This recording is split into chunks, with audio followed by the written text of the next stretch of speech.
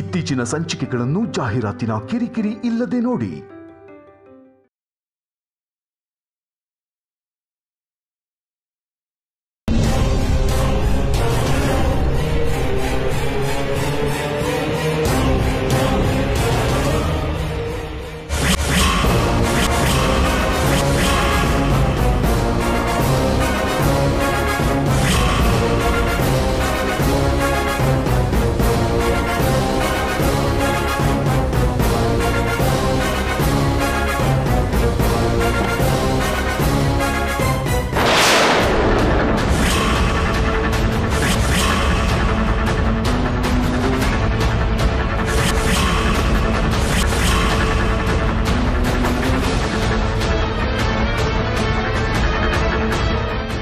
ಪೂರ್ಣ ಪೂರ್ಣ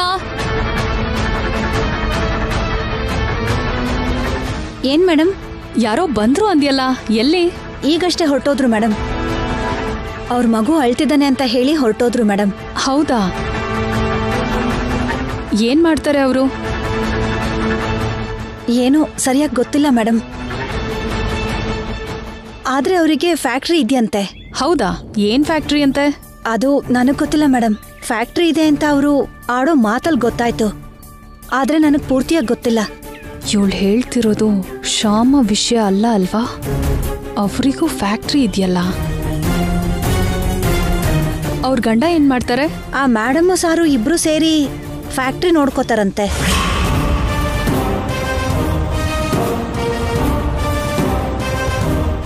ಅವ್ರಿಗೆ ಅಣ್ಣ ಯಾರಾದ್ರೂ ಇದಾರಾ? ದುಬೈಯಲ್ಲಾಗ್ಲಿ ಕೋಲ್ಕತ್ತಾಲಾಗ್ಲಿ ಯಾರಾದ್ರೂ ಇದಾರಾ? ನಂಗೆ ಗೊತ್ತಿಲ್ಲ ಮೇಡಮ್. ಆದ್ರೆ ನಾನ್ ನೋಡ್ದ ಹಾಗೆ ಇಲ್ಲ ಅನ್ಸತ್ತೆ ಮೇಡಮ್. ಹಾಗಾದ್ರೆ ಶ್ಯಾಮ ಅಲ್ಲ ಅನ್ಸತ್ತೆ. ಯಾಕೆ ಮೇಡಮ್ ಇದನ್ನೆಲ್ಲ ಕೇಳ್ತಿದ್ದೀರಾ? ಸುಮ್ನೆ ತಿಳ್ಕೊಳ್ಳೋಣ ಅಂತ. ಸರಿ, ನೀನ್ ಹೋಗಿ ಕೆಲಸ ನೋಡ್ಕೋ. ಸರಿ ಮೇಡಮ್.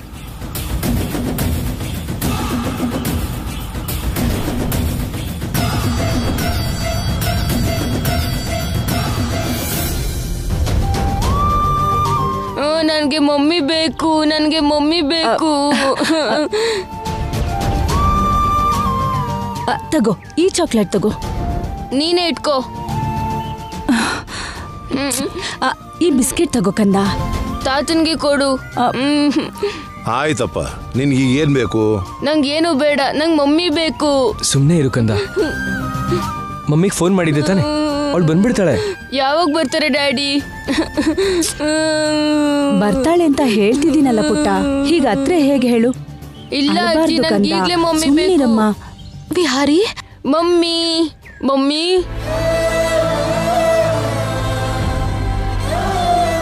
ನನ್ನನ್ನು ಬಿಟ್ಟು ಹೋಗ್ಬೇಡ ಮಮ್ಮಿ. ವಿಹಾರಿ, ನಾನ್ ಬಂದಲ್ವಾ ಕಂದ? ಈಗಷ್ಟೇ ಹೋಗಿದ್ದು, ಯಾಕಪ್ಪ ಅಳ್ತಿದ್ಯಾ? ನೀನ್ ಇಲ್ದೇ ಇದ್ರೆ ಬೋರ್ ಆಗುತ್ತೆ ಮಮ್ಮಿ. ನನ್ನನ್ನು ಬಿಟ್ಟು ಎಲ್ಲಿಗೆ ಹೋಗಿದ್ದೆ? ಕೃಷ್ಣನ್ಗೆ ಹುಷಾರಿಲ್ವಲ್ಲ, ಅದಕ್ಕೆ ಅವನ ನೋಡ್ಕೊಂಡ್ ಬರಕ್ ಹೋಗಿದ್ದೆ. ಮಮ್ಮಿ, ಇನ್ಯಾವತ್ತೂ ನನ್ ಬಿಟ್ಟು ಹೋಗ್ಬೇಡ.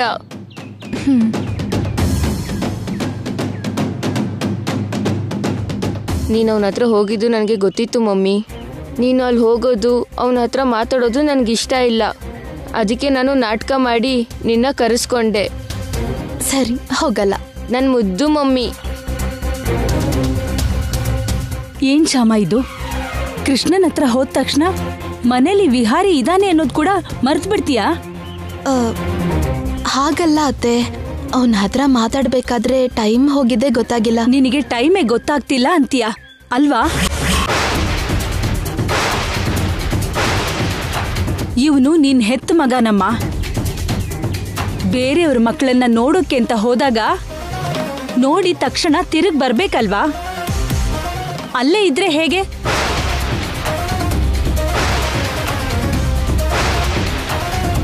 ವಿಹಾರಿ ನಿನ್ಗೋಸ್ಕರ ಒಂದೇ ಸಮ ಅಳ್ತಿದ್ದಾನೆ. ನಾವ್ ಏನ್ ಕೊಟ್ರು, ಎಷ್ಟೇ ಸಮಾಧಾನ ಮಾಡಿದ್ರು ಅಳು ನಿಲ್ಲಿಸ್ತಿಲ್ಲ. ನನಗ್ ಮಮ್ಮಿ ಬೇಕು ಅಂತ ಅಳ್ತಿದ್ದಾನೆ.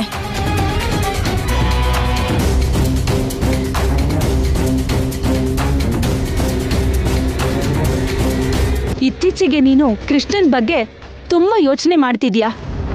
ಅದನ್ನ ಸ್ವಲ್ಪ ಕಡಿಮೆ ಮಾಡ್ಕೋ. ಕೃಷ್ಣನ್ ಹತ್ರ ಹೋಗಿದ್ದು ತಪ್ಪಂತಿದ್ದೀರಾ ಅತ್ತೆ? ತಪ್ಪು ಅಂತಿಲ್ಲಮ್ಮ. ಯಾರು ನಮ್ಮ ಮಕ್ಕಳು, ಯಾರು ಬೇರೆಯವ್ರ ಮಕ್ಕಳು ಅನ್ನೋದನ್ನ ತಿಳ್ಕೋಬೇಕು ಅಂತ ಹೇಳ್ತಿದ್ದೀನಿ.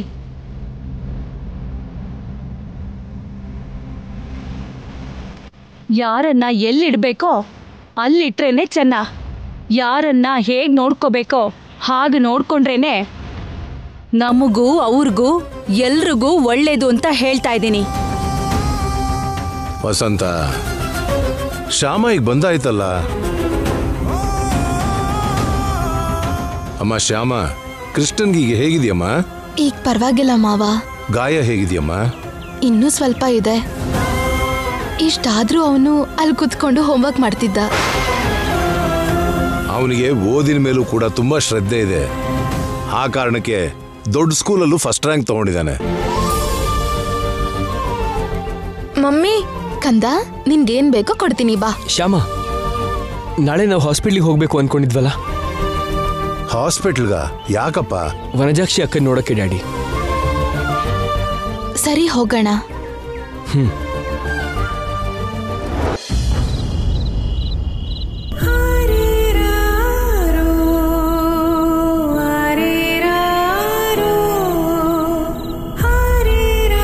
ಬೇರೆಯವ್ರ ಮಕ್ಕಳನ್ನ ನೋಡೋಕೆ ಅಂತ ಹೋದಾಗ ನೋಡಿದ ತಕ್ಷಣ ತಿರುಗಿ ಬರ್ಬೇಕಲ್ವಾ?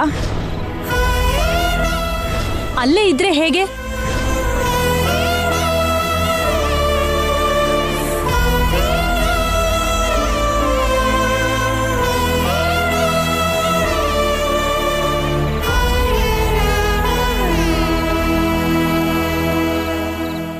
ಏನ್ ಶ್ಯಾಮ,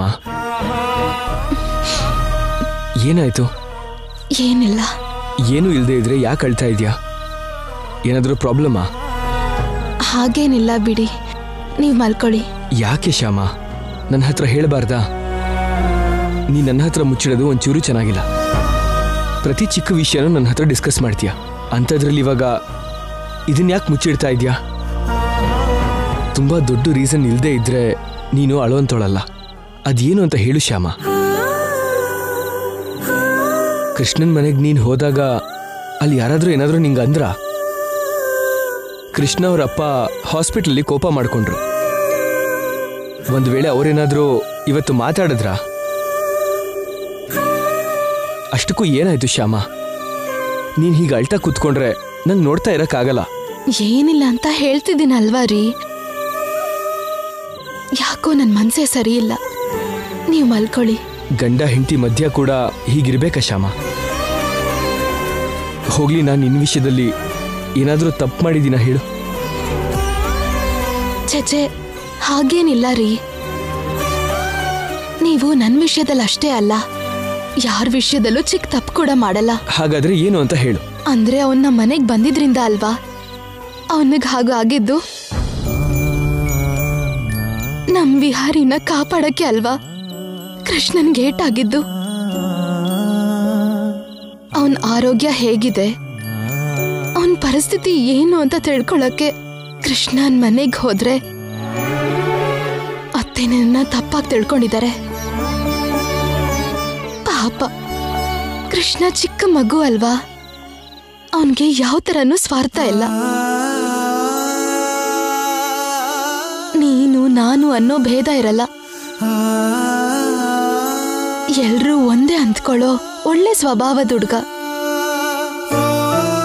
ವಿಹಾರಿಗೆ ಏನಾಗುತ್ತೋ ಅನ್ನೋ ಭಯದಿಂದ ಎಷ್ಟು ಧೈರ್ಯವಾಗಿ ವಿಹಾರಿನ ಕಾಪಾಡಿ ತನ್ನ ಗಾಯ ಮಾಡ್ಕೊಂಡ. ಅಷ್ಟು ಒಳ್ಳೆ ಮನ್ಸಿರೋ ಕೃಷ್ಣ ಇಲ್ಲ ಅತ್ತೆಗೆ ಯಾಕೆ ಇಷ್ಟ ಆಗ್ಲಿಲ್ವೋ ಅರ್ಥನೇ ಆಗ್ತಿಲ್ಲ. ಕೃಷ್ಣ ನೋಡಿದ್ರೆ ಅವನ ಹೆಸರು ಕೇಳಿದ್ರು ತಟ್ಟಂತ ಕೋಪ ಮಾಡ್ಕೋತಾರೆ. ಅವನೇನ್ ತಪ್ಪು ಮಾಡಿದಾನೆ ಅಂತ ಅತ್ತೆ ಅವನ್ನ ಹಾಗೆ ನೋಡ್ತಾರೆ. ಕೃಷ್ಣನ್ ಮೇಲಿರೋದ್ ನನಗೆ ಕರುಣೆನೋ ಇಷ್ಟನೋ ಪ್ರೀತಿನೋ ನನಗೆ ಗೊತ್ತಿಲ್ಲ.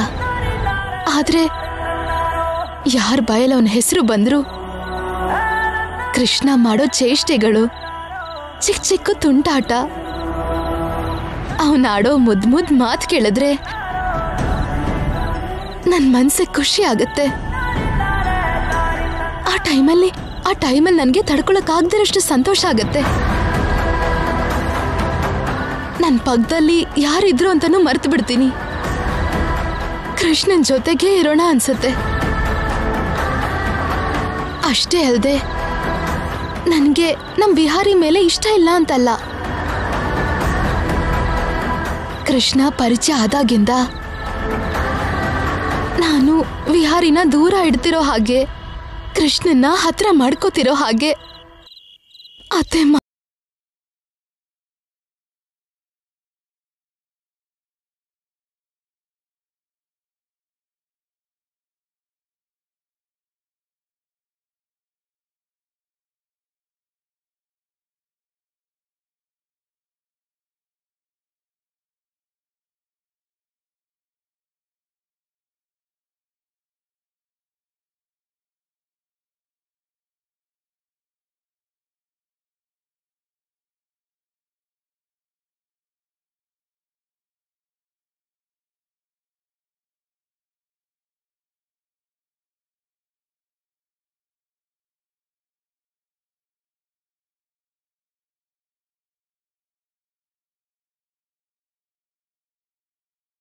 ಇರಲ್ಲ. ಶ್ಯಾಮ, ಮಮ್ಮಿಗೆ ನೀನೇನು, ನಿನ್ನ ಮನಸ್ಸೇನೋ ಚೆನ್ನಾಗಿ ಗೊತ್ತು. ಮೊಮ್ಮಗನ ಮೇಲಿರೋ ಅತಿ ಪ್ರೀತಿಗೆ ಸ್ವಲ್ಪ ನಿನ್ನ ಹತ್ರ ಹೊರಟಾಗಿ ಮಾತಾಡಿದ್ರು. ಅದಕ್ಕೆ ನೀನು ಹೀಗೆ ಹರ್ಟಾಗಿ ಫೀಲ್ ಆದರೆ ಹೇಗೆ? ಸರಿ, ನಾನು ಮಮ್ಮಿಗೆ ಹೇಳ್ತೀನಿ, ನೀ ಇದೇನು ಯೋಚನೆ ಮಾಡ್ದಂಗೆ ಆರಾಮಾಗಿರೋ. ಸರಿ ರೀ.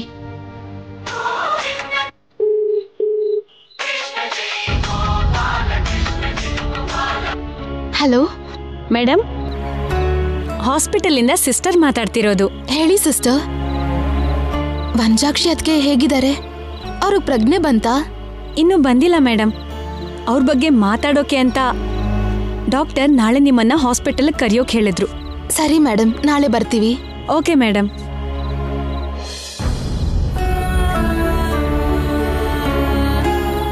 ಏನು ಅಂದ್ರೆ ನಾಳೆ ಡಾಕ್ಟರ್ ನಮ್ಮನ್ ಬರಕ್ ಹೇಳಿದ್ದಾರೆ. ಸರಿ ಶ್ಯಾಮ, ಮಾರ್ನಿಂಗ್ ಹೋಗೋಣ, ಇವಾಗ ಮಲ್ಕೋ.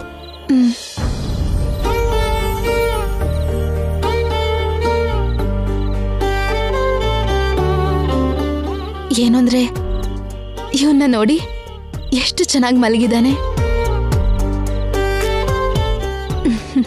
ನನ್ ಮುದ್ದು ಕೃಷ್ಣ ಎಷ್ಟು ಮುದ್ದಾಗಿದ್ದಾನೆ.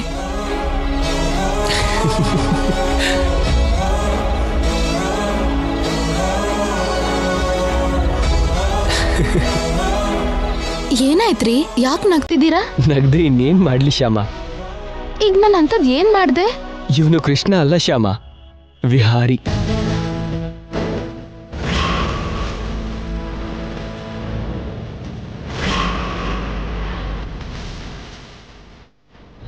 ಬಲ್ಕೋ.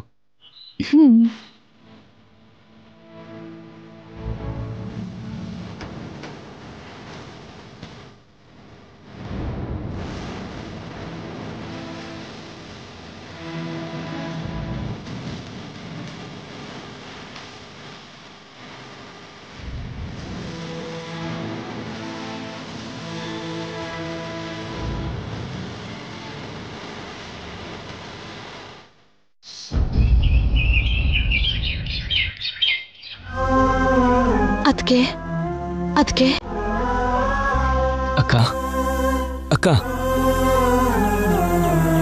ಆ ಆಕ್ಸಿಡೆಂಟ್ ಅಲ್ಲಿ ವಂಜಾಕ್ಷಿ ಅದಕ್ಕೆ ನಡಿಬಾರ್ದೇನಾದ್ರೂ ನಡೆದಿದ್ರೆ ಆ ಮಕ್ಳು ಏನಾಗ್ಬಿಡ್ಬೇಕಿತ್ತು? ಸತ್ಯ ಅಣ್ಣ ಎಷ್ಟು ನೊಂದ್ಕೋತಿದ್ರು. ಆ ಮಕ್ಳು ತಾಯಿಲ್ದಿರೋ ಮಕ್ಳಾಗ್ತಿದ್ರು. ಇದೆಲ್ಲ ಯೋಚನೆ ಮಾಡಿದ್ರೆ ಎಷ್ಟು ಭಯ ಆಗ್ತಿದೆ ರೀ. ವನಜಾಕ್ಷಿ ಅಕ್ಕಂಗೆ ಏನೂ ಆಗಲ್ಲ. ಏನು ಅಂದ್ರೆ ಒಂದ್ ವೇಳೆ ನಿಮ್ಗೆ ಮಕ್ಳಾಗ್ಲಿ ಸತ್ಯಣ್ಣ ಆಗ್ಲಿ ಯಾರಾದ್ರೂ ಫೋನ್ ಮಾಡಿ ಕೇಳಿದ್ರೆ ಅದಕ್ಕೆ ಹುಷಾರಾಗಿದ್ದಾರೆ, ಚೆನ್ನಾಗಿದ್ದಾರೆ ಅಂತ ಹೇಳಿ. ಆಗ್ಲಿ ಶ್ಯಾಮ. ರೀ, ಅದಕ್ಕೆ ಹುಷಾರಾಗೋವರೆಗೂ ಮಕ್ಳಿಗೇನ್ ಬೇಕಾದ್ರೂ ನಾವೇ ನೋಡ್ಕೊಳ್ಳೋಣ. ಅವ್ರಿಗೆ ತಾಯಿ ಇಲ್ದಿರೋ ಕೊರತೆ ಆಗ್ದಿರೋ ಹಾಗೆ ನಾವೇ ನೋಡ್ಕೋಬೇಕು. ನಿಮ್ಗೆ ಟೈಮ್ ಸಿಕ್ಕಿದಾಗ ಹಾಸ್ಟೆಲ್ ಹತ್ರ ಹೋಗಿ ಮಕ್ಳ ಹತ್ರ ಮಾತಾಡ್ತೀರಿ. ಅವ್ರಿಗೆ ಧೈರ್ಯ ಹೇಳ್ತಾ ಇರಿ. ನಾವೇ ಅವ್ರಿಗೆ ಅಪ್ಪ ಅಮ್ಮನ ಹಾಗಿರ್ಬೇಕು. ಸರಿ ಶ್ಯಾಮ, ನಾನು ಟೈಮ್ ಮಾಡಿಕೊಂಡು ಮಕ್ಕಳ ಹತ್ರ ಹೋಗ್ತೀನಿ. ಅವರು ಅಮ್ಮ ಬೇಕು ಅಂತ ಹಠ ಮಾಡಿದ್ರೆ ವಿಡಿಯೋ ಕಾಲ್ ಮಾಡಿ ತೋರ್ಸೋಣ, ಸರಿನಾ? ಸರಿ ರೀ. ಮೇಡಮ್, ನೀವಿಲ್ಲಿ ತುಂಬಾ ಹೊತ್ತಿರಬಾರ್ದು, ಹೊರಗೆ ಬನ್ನಿ ಮೇಡಮ್. ನಡಿ ಶ್ಯಾಮ.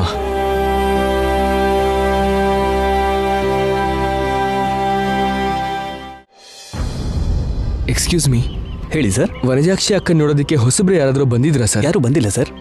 ಸರಿ, ಸ್ವಲ್ಪ ಕೇರ್ಫುಲ್ ಆಗಿ ಎಲ್ಲರನ್ನೂ ಅಬ್ಸರ್ವ್ ಮಾಡಿ. ಸರಿ ಸರ್. ನಿಮ್ಮ ಕೇಸ್ ಬಗ್ಗೆ ಗೊತ್ತಿದ್ದು ಕೂಡ ಅಜಾಗ್ರತೆಯಿಂದ ಹೇಗಿರ್ತೀವಿ ಹೇಳಿ? Okay okay sir. ಬಾ ಶ್ಯಾಮ. ಕೂತ್ಕೊಳ್ಳಿ. ನೋಡಿದ್ರೆ ಅವ್ರ ಕಂಡೀಷನ್, ಅವರಲ್ಲಿ ಯಾವ ಬದಲಾವಣೆನೂ ಕಾಣ್ತಿಲ್ಲ. ನೀವು ತುಂಬಾ ಅದೃಷ್ಟವಂತರು. ನಿಮ್ಮನ್ನು ಆ ಕೇಸಿಂದ ಆ ದೇವರೇ ಕಾಪಾಡಿದ್ದಾರೆ. ಇಲ್ದಿದ್ರೆ ನಿಮ್ಗೆ ಇವತ್ತು ಅನ್ಯಾಯ ಆಗ್ತಿತ್ತು. ಯಾವ್ದು ಏನೇ ಆದರೂ ಕೊನೆಗೆ ನ್ಯಾಯನೇ ಗೆಲ್ಲದು ಸರ್. ನನ್ನ ಹೆಂಡತಿ ಪೊಲೀಸರು ತುಂಬ ಕಷ್ಟಪಟ್ಟು ನಾನು ನಿರ್ದೋಷಿ ಅಂತ ಪ್ರೂವ್ ಮಾಡಿದ್ದಾರೆ ಡಾಕ್ಟರ್. ಅಷ್ಟು ಸಾಕು ನನಗೆ. ಇಲ್ಲ ಸರ್, ನೀವೀಗಲೇ ಇನ್ನೂ ಹುಷಾರಾಗಿರ್ಬೇಕು. ನಿಜ ಹೇಳಬೇಕು ಅಂದ್ರೆ ಆ ಆಕ್ಸಿಡೆಂಟ್ ಮಾಡಿದ್ದು ನೀವೇ ಅಂತ ನಾನು ಕೂಡ ನಂಬಿದ್ದೆ.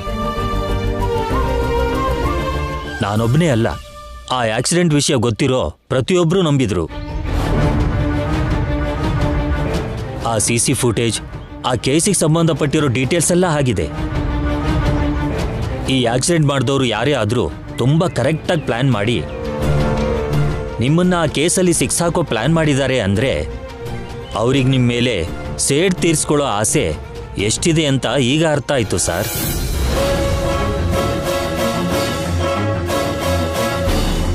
ಸೇಡಿರೋ ಹಾವನ್ನ, ಸೇಡಿಟ್ಕೊಳ್ಳೋ ಮನುಷ್ಯನ್ನ ಯಾವತ್ತೂ ನಂಬಾರ್ದು. ಅದು ತುಂಬ ಡೇಂಜರಸ್. ಮತ್ತೆ ಎಲ್ಲಾದರೂ ಹೇಗಾದರೂ ಅಟ್ಯಾಕ್ ಮಾಡ್ಬೋದು. ನಿಮ್ಮ ಫ್ಯಾಮಿಲಿ ಡಾಕ್ಟರ್ ಆಗಿ ನಿಮ್ಮ ಒಳ್ಳೇದಕ್ಕೆ ಹೇಳ್ತಿದ್ದೀನಿ. ನೀವು ತುಂಬ ಹುಷಾರಾಗಿರಿ. Okay doctor, thank you. Shyama, ಏನು ಯೋಚನೆ ಮಾಡ್ತಿದ್ಯಾ ಶ್ಯಾಮ? ಏನಿಲ್ಲ, ಬನ್ನಿ. ಬರ್ತೀವಿ ಡಾಕ್ಟರ್. ಓಕೆ.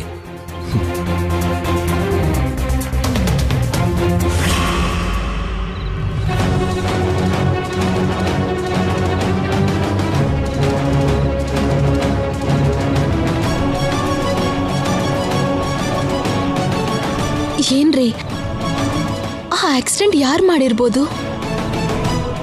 ನಮ್ಗೆ ಶತ್ರು ಅಂತಿದ್ದಾರೆ. ಕಲ್ಕತ್ತಾದಲ್ಲಿರೋ ಆ ಸಿಂಗ್ ಯಾರಾದ್ರೂ ಪ್ಲಾನ್ ಮಾಡಿರ್ತಾರಾ?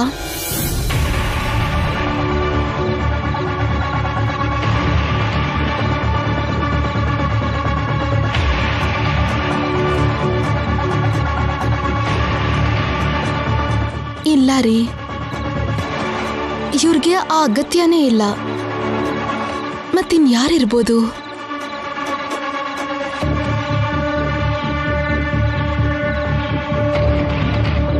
ಏನಂದ್ರೆ ಬಿಸ್ನೆಸ್ ಅಲ್ಲಿ ನಮ್ಮನ್ನ ಕೆಳಗಿಳ್ಸೋಕ್ ನೋಡೋ ಈ ರಾಮದೇವ್ ಇವ್ರು ಯಾರಾದ್ರೂ ಮಾಡಿರ್ತಾರಾ? ಅದು ಬಿಸ್ನೆಸ್ಗೆ ಸಂಬಂಧಪಟ್ಟಿದಲ್ವಾ ಶ್ಯಾಮ? ಈ ಕೆಲಸ ಅವ್ರು ಮಾಡಿರಲ್ಲ. ಹೇಗ್ ಹಾಗೆ ಹೇಳ್ತಿದ್ದೀರಾ ನೀವು? ಅವ್ರ ಕಂಪ್ನಿ ನಮ್ಮ ಕಂಪ್ನಿನ ಅಕ್ವೈರ್ ಮಾಡ್ಕೋಬೇಕನ್ನೋ ಆಸೆ ಅವ್ರಿಗಿದೆಯೇ ಹೊರತು ಪರ್ಸ್ನಲ್ ಆಗಿ ಅವ್ರಿಗೆ ನಮ್ಮ ಮೇಲೆ ಯಾವ ದ್ವೇಷನೂ ಇಲ್ಲ. ಅವ್ರು ತುಂಬ ಒಳ್ಳೆಯವರು, ಹೀಗೆ ಕೆಟ್ಟ ಕೆಲಸ ಮಾಡೋರಲ್ಲ. ಅವ್ರ ಬಗ್ಗೆ ನಂಗೆ ಚೆನ್ನಾಗಿ ಗೊತ್ತು ಶ್ಯಾಮ. ಮತ್ತೆ ಅವರು ಅಲ್ಲದೆ ಇದ್ರೆ ಇನ್ಯಾರಿರ್ತಾರೆ ಹೇಳಿ? ನನಗೂ ಅದೇ ಅರ್ಥ ಆಗ್ತಾ ಇಲ್ಲ ಶ್ಯಾಮ.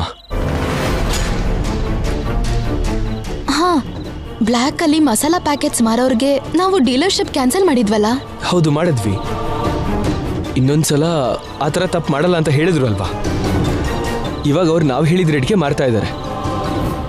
ನೀನು ಅವ್ರ ಬಗ್ಗೆ ಯಾಕೆ ಕೇಳ್ತಾ ಇದೀಯಾ? ಒಂದ್ ವೇಳೆ ಅವರೇ ಏನಾದ್ರೂ ಮಾಡಿರ್ಬೋದೇನೋ ಅಂತ. ಹಾಗೆಲ್ಲ ಏನೂ ಇರಲ್ಲ ಶ್ಯಾಮ. ದುಡ್ಡಿಗೋಸ್ಕರ ಬ್ಲ್ಯಾಕಲ್ಲಿ ಮಾರ್ತಾ ಇದ್ರು ಅಷ್ಟೇ. ಅದಕ್ಕೋಸ್ಕರ ನಮ್ಮೇಲೆ ಸೇಡ್ ತೀರಿಸ್ಕೊಳ್ಳೋ ವ್ಯಕ್ತಿ ಅಲ್ಲ. ಹಾಗಾದ್ರೆ ನಮ್ಮ ಕಂಪನಿಯಲ್ಲಿ ಕೆಲಸ ಮಾಡೋ ಮ್ಯಾನೇಜರ್ನ ತೆಗೆದ್ವಲ್ಲ? ಅವ್ರೇನಾದ್ರೂ ಈ ಅವಕಾಶನ ಯೂಸ್ ಮಾಡಿರ್ತಾರಾ? ಆದ್ರೆ ಅವ್ರೀಗ ಸಿಟಿನಲ್ಲೇ ಇಲ್ಲ. ಹಾಗಿದ್ಮೇಲೆ ಅವ್ರು ಹೇಗ್ ಮಾಡ್ತಾರೆ ಹೇಳು? ಮತ್ತಿನ್ ಯಾರು ಮಾಡ್ತಾರೆ ರೀ? ನಮ್ ಶತ್ರುನೂ ಅಲ್ಲ, ಆಫೀಸಲ್ಲಿರೋರು ಅಲ್ಲ, ಮತ್ ಯಾರು ಮಾಡ್ತಾರೆ? ಅಂದ್ರೆ ನಮ್ ರಿಲೇಟಿವ್ಸ್ ಯಾರಾದ್ರೂ ಮಾಡಿರ್ಬೋದಾ?